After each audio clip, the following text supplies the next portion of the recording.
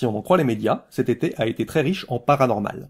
Voici quelques exemples, et je vous donnerai en fin de vidéo mon opinion à leur propos. Y a-t-il des phénomènes paranormaux au camping? Téléphone portable dans le réfrigérateur, machine à laver qui se met en route toute seule, clés de la maison et de voitures qui disparaissent, ou encore chien enfermé dans le grenier? Faut-il y voir une histoire de fantôme? Un prêtre exorciste qui s'est déplacé se retranche derrière le secret de la confession. Le père machin de la congrégation bidule est aussi venu sur place. À chaque fois, la maison a été bénie, mais en vain. Mais depuis le mois de janvier, c'est devenu violent. C'est un esprit frappeur. Et c'est toujours la semaine que ça se produit, à partir de 8h jusqu'à 14h. Un médium s'est rendu sur place, ainsi que l'association France Paranormale. Conclusion, il faut appliquer de l'encens 3 fois par semaine afin de purifier la maison. Et puis, il y a ça aussi, sur Paris Match. Anomalie martienne. Curiosity découvre une sphère en lévitation. Ah ouais, on dirait trop que ce caillou-là, il vole. Qu'en pensez? Nous sommes nombreux parmi les passionnés des phénomènes paranormaux à nous pencher sur ce genre de cas, pour remonter les sources et tenter de savoir si nous sommes en face d'un réel phénomène extraordinaire ou si l'origine est tout à fait ordinaire. Mais lorsqu'on traite d'actualité, on tombe systématiquement dans le biais du sensationnalisme. On a envie de savoir le fin mot de l'histoire, et lorsqu'on ne le trouve pas, on est prêt à tout imaginer. Non, moi, je me suis promis, dans mes vidéos, de ne pas traiter l'actualité à chaud. En fait, on apprend bien plus en déterrant les vieilles affaires, celles où le temps nous a permis d'avoir le fin mot de l'histoire. L'an dernier, nous avions passé beaucoup de temps sur exactement les mêmes genres d'articles. Sur Ufomania, on pouvait lire « Débunkez ça si vous pouvez, la pierre qui lévite sur Mars ». C'était évidemment 2 cailloux foncés sur un fond clair, et l'un semblant être l'ombre portée de l'autre, donnant l'illusion que le caillou lévite au-dessus du sol. Mais pour en avoir la preuve, il a fallu éplucher les sources envoyées par le satellite et les robots sur place, jusqu'à trouver une image du même endroit sous un autre angle. Ici, on voit bien qu'il s'agit de 2 cailloux différents. Et le cercle parfait de la première photo ne semble plus si parfait, vu sous un autre angle. Il a fallu énormément de travail de recherche et d'analyse pour recouper ces données. Et aujourd'hui, il en faut encore autant pour cette nouvelle pierre qui lévite. Et il en faudra encore l'an prochain.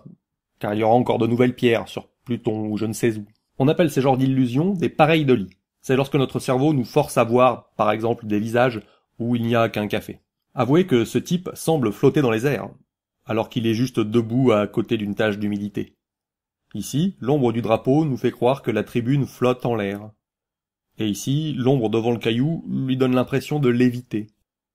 Tant qu'on n'en sait pas plus sur cette nouvelle pierre qui lévite, il est sage de privilégier l'explication qui a été la bonne pour tous les cas précédents. C'est une pareilles-dolies. Avouez que c'est quand même assez tordu que d'avancer une hypothèse tout à fait inédite, alors qu'il y a déjà eu de nombreux cas semblables. Il en est de même pour les histoires de fantômes. L'été dernier, nous avions passé des semaines à éplucher les news pour tenter de savoir ce qui avait bien pu se passer dans un cas de maison hantée, tout à fait semblable à celui du camping. Inutile de refaire le boulot pour ce nouveau fantôme tant qu'on n'en sait pas plus. À la place, je ressors mes archives pour vous parler de cette fascinante histoire de l'an dernier, et de son navrant dénouement. C'est l'occasion pour nous d'exercer un peu notre esprit critique, et de prendre le prétexte de ce cas de maison hantée pour s'entraîner à garder une bonne hygiène mentale.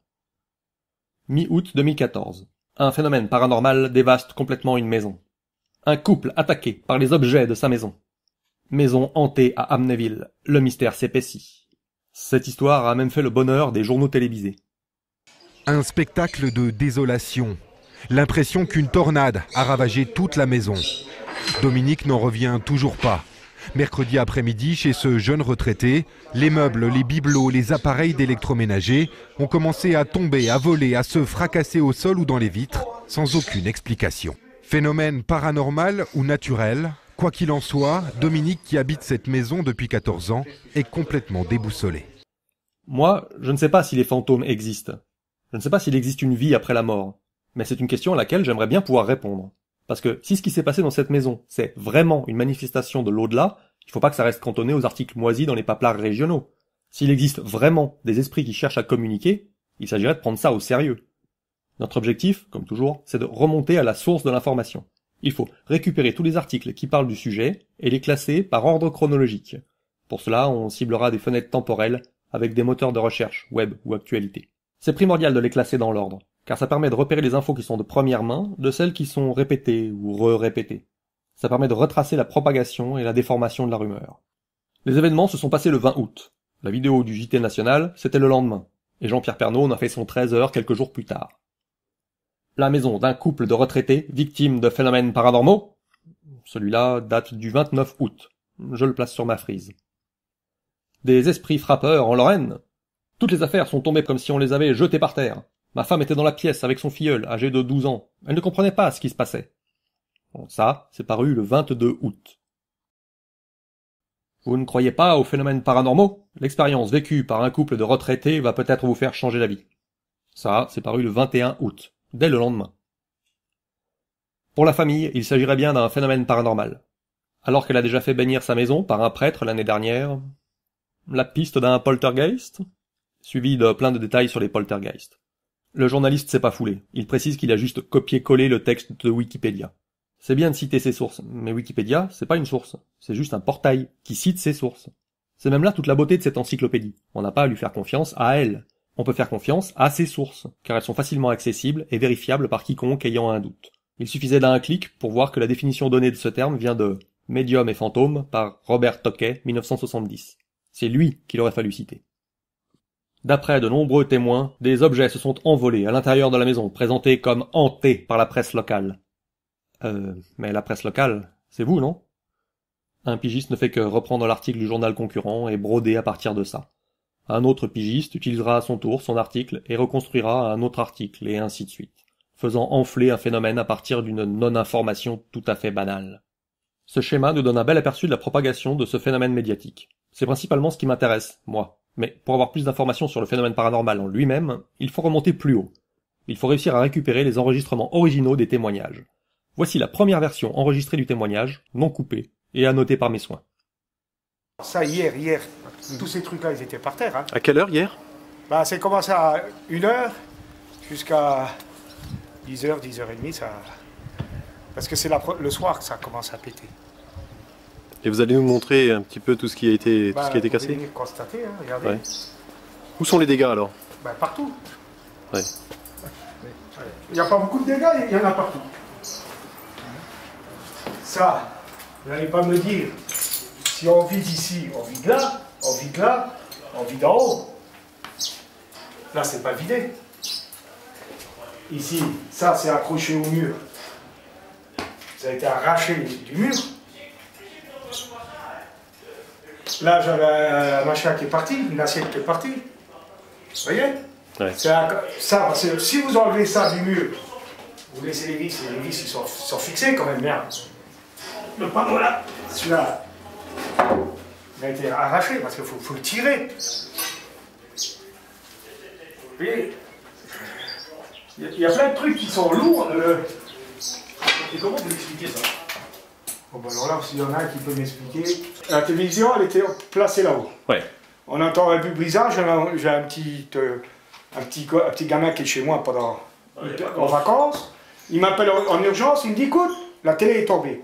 Je viens en vitesse, bon ben j'ai dit tant pis, hein, je la remets en place. Je repars un peu, voir faire mon petit travaux, hein, retombe. Je dis maintenant j'ai pris la décision, je l'attrape, je la mets sous la table. La police, nationale vient, on discute, je montre. Il me dit, vous savez, monsieur, ils sont sceptiques comme moi, j'étais sceptique. Je lui dis, écoutez, vous me montrez qu'est-ce que j'ai fait, moi. J'ai tapé ma femme ou quoi que ce soit. Parce que c'est pas possible, j'ai fait un champ de bataille. Il y en a un des trois qui est knock-out. Elle me dit, non, ils ne comprennent pas. Alors cette dame, elle vient, elle se met là, elle se met comme ça, puis on discute tous les 5, puis tout d'un coup, la télé, pouf, par terre. On est sorti à toute vitesse, tous les 5, et après on a entendu encore un coup de paf. Alors là, j'ai dit c'est le bouquet. Quand vous étiez dans cette pièce, il ne se passait rien. Il ne se passait rien. Et ça se passait de l'autre côté. Et une fois que vous alliez à la cuisine, ça passait ici ou ailleurs. Il y a toutes les pièces qui passaient, il n'y a que les WC qui n'ont pas été touchés, et ni le garage. Le garage, il a eu que des pots tombés tout seul. Voilà. J'ai le bouquet qui traînait dans des pots ici. Mais il n'y en a plus, ça n'existe plus. Tout d'un coup, je vais voir ma voisine pour qu'elle vienne prendre des photos, parce que je dis, on va me dire que je suis fou. Je pars par là-haut, ma voisine, elle vient vers moi, le bouquet qui commence à foutre le camp, pour aller la chercher. le bouquet de fleurs en plastique. Elle s'est sauvée. Après, elle est revenue, elle a pris quelques photos, puis elle a entendu les bruits. Et quand elle a reculé, la dame, les fleurs ils sont tombés, ils sont arrêtés, tac, tac, ils sont tombés. Voilà. Tu vois, Et puis le problème, regardez ici, il n'y a rien. C'est incroyable. Ici, ça a Incroyable. cassé, ici, dedans.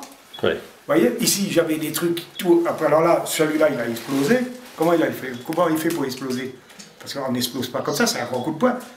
Voilà, le problème que j'ai, c'est tout est parti. Ici, il y avait des affaires de toilette. Ici, il y avait un gros bac dans le temps pour se laver les mains et la figure, comme dans le temps. Ouais. Tout a disparu, par terre. Ici, il y avait 3 pots disparus. Ils sont par terre, ils sont où vous voulez. Là, j'en ai, ils n'ont pas bougé. Ici, il y avait 2 petits trucs. Ils sont partis, ils ont été cassés. Il y avait donc dans ce témoignage tous les éléments pour retenir une dégradation volontaire, d'origine humaine, sous le coup de la colère. Et rien ne permettait de penser, en premier, à des fantômes ou à des esprits frappeurs. Parce que maintenant que nous avons un peu de recul, nous avons bien entendu le fin mot de l'histoire. La police a résolu l'affaire. L'épouse jouait les fantômes. Les policiers ont découvert que c'est l'épouse qui était à l'origine des phénomènes constatés. Placée en garde à vue, elle a reconnu avoir saccagé sa maison sous le coup d'une crise de nerfs. J'aimerais pouvoir m'écrier « Enfin, du vrai journalisme !» mais cet article sert juste à alimenter la populaire rubrique paranormale. Mystère ou débunk, peu importe. L'image de la maison ne correspond pas du tout au lieu. C'est juste une image d'un vieux manoir passé en noir et blanc, dont ils se servent pour tous les articles sur les maisons hantées. Genre là. Et là aussi.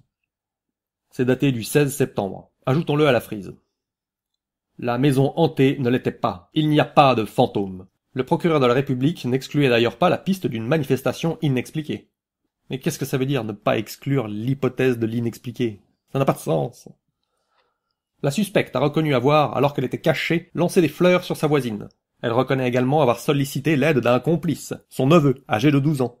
C'est d'ailleurs lui, astucieusement caché dans la maison, qui fait tomber la télévision au moment où les policiers débutaient cette enquête troublante. J'ai trouvé qu'un seul article un peu sérieux, sur Le Figaro. Un expert psychiatre a conclu à son irresponsabilité pénale, en invoquant une fragilité mentale. Selon son avocate, si les policiers ont voulu y croire, ils n'ont qu'à s'en prendre à eux-mêmes. Ils auraient dû se rendre compte bien plus tôt qu'il y avait un problème chez ma cliente. En pleine torpeur estivale, avec des propriétaires paniqués, plusieurs pseudo-témoins et des policiers embarrassés, tous les ingrédients étaient réunis pour que les médias locaux se saisissent promptement de l'affaire, attirant dans leur sillage toute une foule de curieux, chasseurs de fantômes et autres spécialistes autoproclamés du paranormal. Et l'analyse d'une vidéo prise par un témoin avait notamment permis de voir dans un miroir le reflet de la propriétaire en train de jeter un objet. Cet article est daté du 9 octobre, bon, ça dépasse ma frise. Il n'y a pas de secret, il faut du temps pour avoir les éléments nécessaires à se faire un avis. Et il faut encore plus de temps pour analyser les phénomènes et se rendre compte à quel point il s'agit en fait d'une construction médiatique. L'épouse a eu une crise de nerfs, l'époux dit juste qu'il ne comprend pas, il ne parle jamais de fantômes, le petit-neveu rit sous cape, les policiers font des auditions, il n'y a que les journalistes qui parlent de maisons hantées, de paranormal et de poltergeist. Et ce symptôme atteint son maximum au mois d'août, car le personnel des journaux est en vacances, et les rubriques sont confiées à des pigistes, sous-payés, auxquels on met beaucoup de pression. Dans le jargon de la presse, on appelle ça un marronnier, ces thèmes qui reviennent régulièrement sur le devant de la scène, ces sujets saisonniers qui refont systématiquement la une à chaque fois que la saison revient.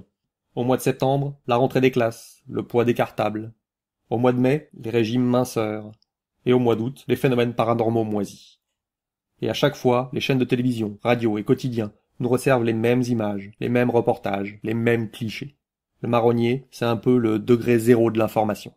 La vie extraterrestre ou les fantômes existent peut-être. Moi, je cherche vraiment à savoir. Mais mon canard régional, lui, il s'en fiche. Il veut juste me faire cliquer. Les médias sont comme ça, c'est structurel. Mais nous, ne soyons pas dupes. Face à ce genre d'infos sensationnalistes, l'attitude qu'il ne faut pas adopter, c'est retenir d'entrée l'explication paranormale, que rien ne vient étayer. Non, nous, il nous faut soit vérifier l'information, c'est long, soit privilégier l'explication prosaïque, celle qui est la bonne d'habitude. C'est-à-dire que les pierres qui flottent sont juste des pareils de lit, et que les fantômes de camping sont juste des méprises.